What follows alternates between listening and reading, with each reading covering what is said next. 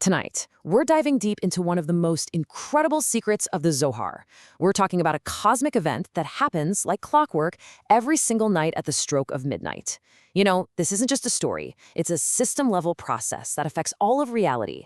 And tonight, we're going to decode it, layer by beautiful layer. All right, let's jump right in. Here's our roadmap for this journey. First, we'll experience a literal midnight in the Garden of Eden. Then, we're going to uncover the source code that reality itself actually runs on. After that, we'll get into the secret mechanics of this midnight awakening and look at its precise system specs. Yeah, there are numbers and colors. And finally, we'll reframe this whole thing for our modern minds so we can really understand why this ancient secret is so incredibly important for us today. So we're not going to start with some abstract theory. No, we're going to start with an experience. Let's just drop right in and see the Garden of Eden at its most mystical hour, exactly as the Zohar describes it. Just try to picture this. It's the deepest part of the night. An absolute, profound stillness settles over all of creation. But it's not an empty silence. It's humming. There's this almost imperceptible vibration, what the Zohar calls the Rucha Olah, the supernal spirit, the cosmic wind that literally holds the heavens up. And in this deep quiet, a celestial light starts to glow, just bathing the garden in this otherworldly light. And the trees, which, remember, are ancient living consciousnesses, they begin to tremble, not from wind, but from an inner awakening. A divine current is flowing through them. And then they start to sing. And as this incredible symphony of creation begins to swell, a voice just echoes through the supernal realms. It's a herald, making a proclamation. The king is entering the garden. Right at this moment, the very ground of Gan Eden elevates. It kind of shimmers with a new potential. And the souls of the righteous, they rise from their celestial homes to greet their creator.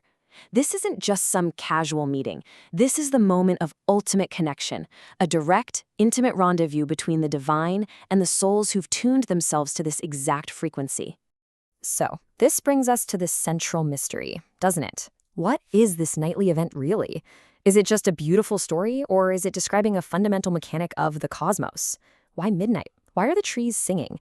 What's so special about the righteous? To get those answers, we have to go deeper, way beyond the literal story. Okay, so let's move to the next level of understanding and see how this all connects.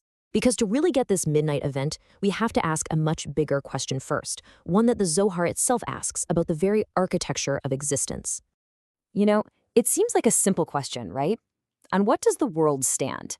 We think of physical laws, matter, energy. But the Zohar is asking us to look deeper, at the metaphysical scaffolding holding absolutely everything together. What is the ultimate foundation of all reality? So the Zohar starts by telling us that the world is established on these great pillars, called Samchin. You can think of them as these foundational forces that give reality its structure. But even these pillars, they aren't the bedrock. They themselves are held up by something even more essential, that same supernal spirit, the Rucha Allah that we felt back in the garden. It's the underlying current of divine energy. But then the question is, what supports that? And boom, here it is, the absolute key. The Zohar reveals that the ultimate foundation, the bedrock of all existence, is the Torah. And listen, we're not just talking about a book of stories and laws. We're talking about the very source code of creation, the divine blueprint that underpins everything. And this isn't some static thing. The Zohar is crystal clear. When humanity engages with this code, by studying Torah, the world is sustained. And if not, well, the system is at risk of a total catastrophic failure, a return to primordial chaos and void. Now we get to enter the Sod, the secret level, to understand the precise mechanics of this nightly system event. So we know what happens, and we know what reality stands on. Now let's see how it all works. Okay, this is where it gets really fun, because we can use a totally modern analogy to decode this ancient process. Think about it like this. The entire cosmos is like a massive cloud-based server. The Torah, that's its operating system, the fundamental code that makes everything run. So, this midnight awakening is like a scheduled critical system event. Think of a nightly reboot, a synchronization, maybe a heartbeat ping that just checks the whole system's integrity. And that flow of divine energy, that's the broadcast signal that kicks off the whole process. So let's trace the specific flow of this energy through the divine channels, the Sephirot. The whole thing gets initiated from the level of Tiferet, That's harmony, beauty, often called the king. This flow of divine energy, this masculine principle, it's channeled downward through Yesod, the foundation, which is like the ultimate conduit linking these spiritual and physical worlds. And then, at the precise stroke of midnight, this energy reaches and awakens Malchut, the kingdom, our world, the divine presence we call the Shekhinah. This is the great unification, the Yechud, when the king and the kingdom connect. And here's where we see just how interactive this whole system is. When that connection happens, the herald, the kroza, makes its proclamation. This divine broadcast goes out across the entire network of reality. But here's the catch. Who actually receives it? Well, you have the always-on listeners, the souls of the righteous who are literally awake at this hour, actively studying Torah. They're tuned in to the right frequency. And for everyone else, they're the offline nodes. The transmission just passes them by. They're asleep physically and spiritually, and they miss the connection. All right, let's dive even deeper. Let's look at the specific parameters of this cosmic system event. The Zohar is incredibly precise here, giving us numbers and even colors to describe the timing and the quality of this energy flow. So the night isn't just this long stretch of darkness. It's structured. It's divided into 12 hours, split into 3 distinct watches of 4 hours each. In the first 2 watches, you have different choirs of angels singing praises. But midnight is the absolute pivot point. It's the deepest point of darkness, but paradoxically, it's the exact moment the entire dynamic of the night shifts from judgment to mercy. This is when the king enters the garden. Then, in the third watch, a new angelic choir begins to sing, and this is when the souls of Torah scholars who are awake and studying join their voices to that celestial symphony. And you know, this shift isn't just an idea, it's something you can visualize through metaphysical colors. The first half of the night is dominated by the energy of din. That's judgment, severity, limitation, and it's associated with the color red, or samak. Then, at the stroke of midnight, a completely new energy pours into the system. Kezed, loving kindness, expansion, pure goodness. This is seen as a brilliant white light, or shivar.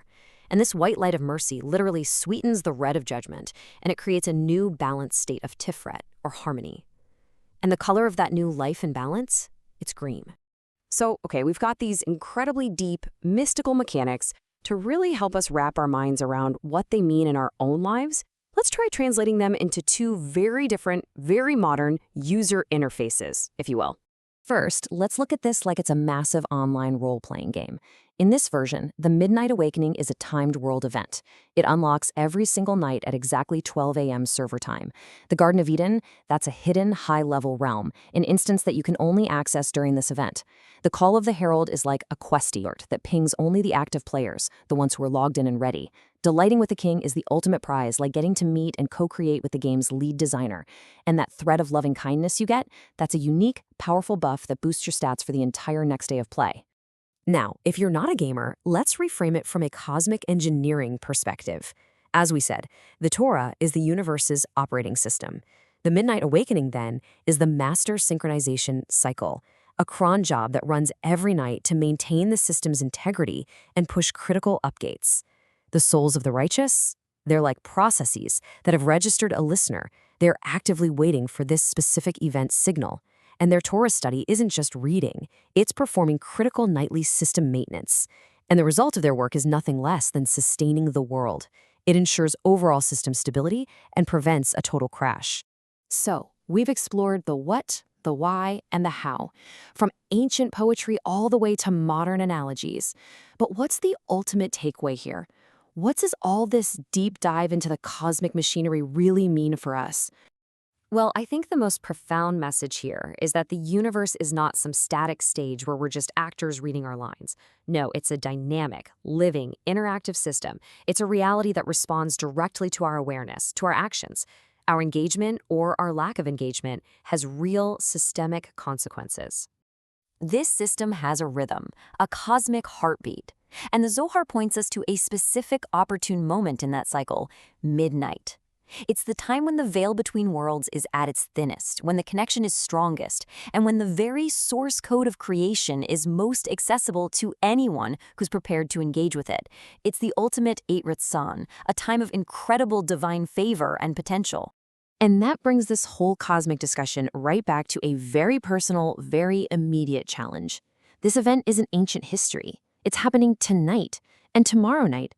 The system broadcasts without fail. The garden opens its gates, the king enters, the signal goes out. The only variable in this entire incredible equation is us.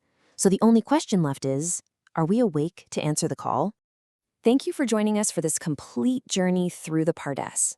We hope these ancient truths help you and your family improve your own dimensions this week. If you enjoyed this full chapter deep dive, please like, subscribe, and share which part of the journey touched your soul in the comments. We'll see you in the next chapter.